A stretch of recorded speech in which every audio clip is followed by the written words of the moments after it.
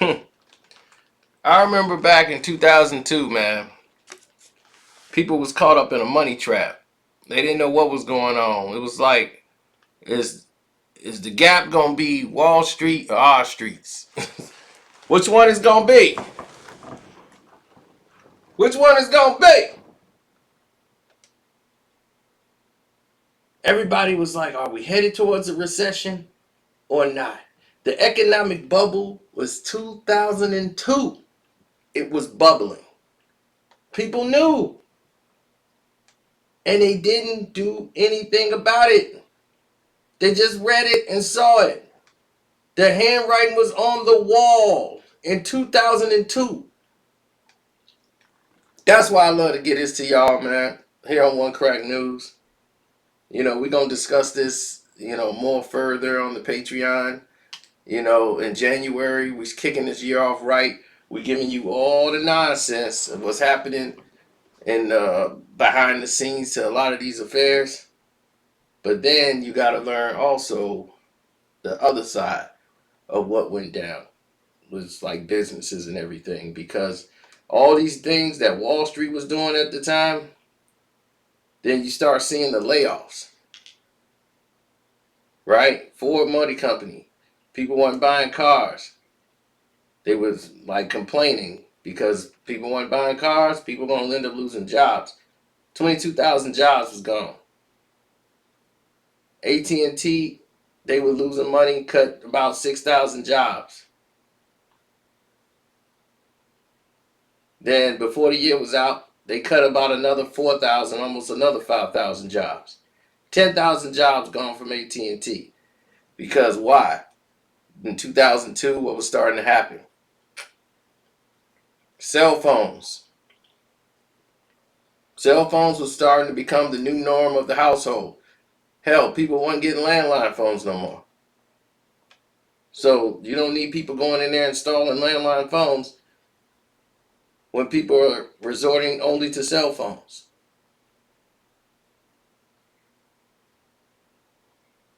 Kmart went into bankruptcy that year.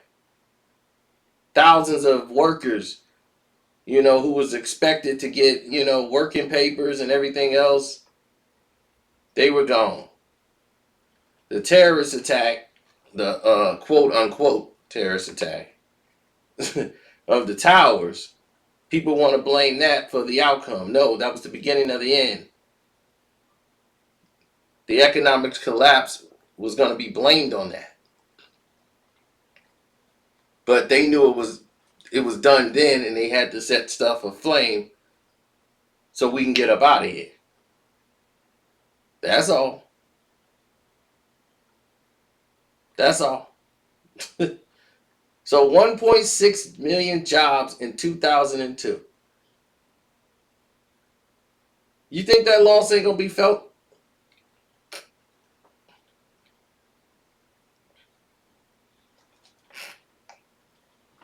The American government told the Bureau of Labor Statistics, that's who come up with this, told them to lie about the statistics. And they did. That's why you were calm.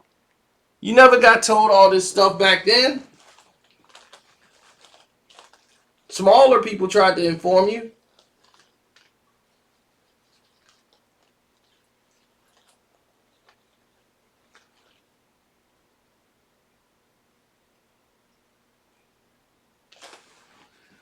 People thought, hold on,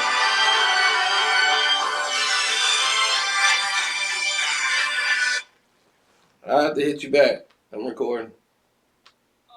All right. Now, here we are, right? Talking about bridging the gap. Some analysts believe we're already beginning to pull out of the slump period. Nah, we're not. We have reached a point where there is no succession going forward without an immediate correction. That's what this COVID-19 is, the immediate correction. They tried this. to weather the storm back in 2002, telling people everything was all right. By the time 2005 hit, it was just getting uglier and uglier. The housing market was had to be shorted. You knew that, right? 8 months later, people still looking for positions, thinking things were going to improve. There's work somewhere.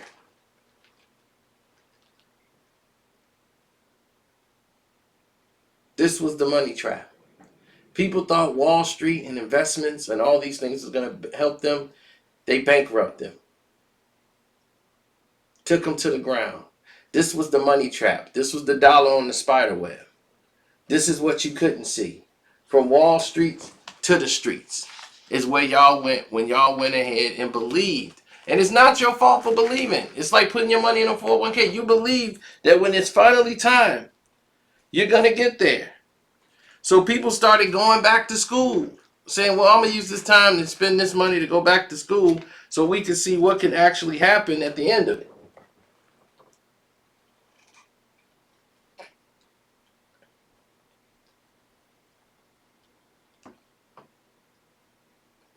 You know, most people were like, look, it's like an ego trip, you know, like it's a big ego trip. When you lose your job, your ego's hurt. Your pride is hurt. You don't feel like a man. It's hard to walk in the house if you got a wife and kids and you lost your job. So people keep their situation on the DL. You know, it's on the DL. They even lie to their family and friends. Oh, I'm good, I'm good. Folks only fear about losing a job opportunity when they feel like, oh, it's out of control. So be sure, you know, you let people and you know, that you're hurting. It's important in situations like this. It can help you survive. You never know. Believe me, I'm one of the people that don't like to tell family anything bad, and because you don't want to tell people that it's not gonna help you. You telling them it's just like they just getting the information so they can just run and tell everybody else. You don't want that. You want to be able to tell somebody that can help you or give you ideas. You know, so understanding who you can tell and who you can't in these situations. You know, accept a helping hand. That's another thing. If you're going through this, you got to learn how to, you know, take it. We all know you got pride. Everybody has pride. I had to swallow my pride a lot of times, you know, and coming up when we were struggling through this economic collapse, it was crushing. I mean, there were literally no jobs. People were running around with a chicken with their head cut off, trying to figure out what's their next move. And I wasn't going to go back to where I used to be. And I'm like, I'm not going back there. I need to get a job that's going to really pay money. You know, I can't, I'm not in a position now to do these other jobs that they got out here that I need to be getting paid for my use. You know, because this is not enough money. I'm not going to survive off that. So you basically stuck working two jobs. And you don't want that to be your life. You like, that's a problem.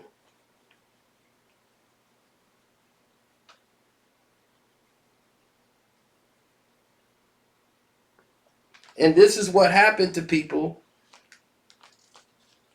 and it basically torpedoed them. Keeping things on the DL, not being, you know, forthcoming with information that can help you, and you stuck in a bad situation. You know, you look at other successful people. Look at Master P. Master P made about $50 million off of clothes during the time of the like before the pandemic hit. No, not too many people even realize that.